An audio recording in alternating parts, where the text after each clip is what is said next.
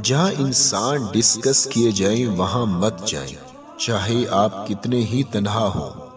جہاں غیبت ہی مقصد گفتگو ہو وہاں مت جائیے، چاہے کہنے والا آپ کو کتنا ہی عزیز ہو۔ اور اس گفتگو میں اپنا حصہ مت ڈالیے، چاہے وہاں بولنے سے آپ کا کتنا ہی فائدہ ہو اور کتنے ہی انکلوڈڈ اور ویلیوڈ محسوس کر رہے ہوں۔ یہ ایسا ہی آسان ہے، آپ کی تنہائی بامعنی چیزوں سے خالی ہوتی ہے تو آپ غلط ہجوم میں چلے جاتے ہیں۔ تنہائی کو اچھے مشاغل سے بھر دیں، انسانوں سے اتنا اٹیچ مت ہوں کہ ان سے جڑے خیر اور شر کو پہچان نہ پائیں۔ شر تعداد میں کتنا ہی بڑا اور دیکھنے میں کتنا ہی پرکشش کیوں نہ ہو، اسے ترک کرنے میں کوشاں رہیے۔ آپ تنہا نہیں رہیں گے، آپ کا رب بہت وسیع رحمتوں والا ہے۔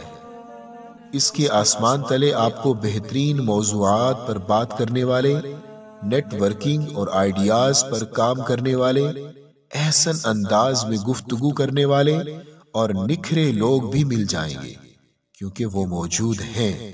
جب آپ شر کو زندگی سے نکال دیں گے تو خیر کی جگہ بڑی خوبصورتی سے خود ہی بنتی جائے گی۔ یہ اتنا ہی سادہ اور آسان ہے۔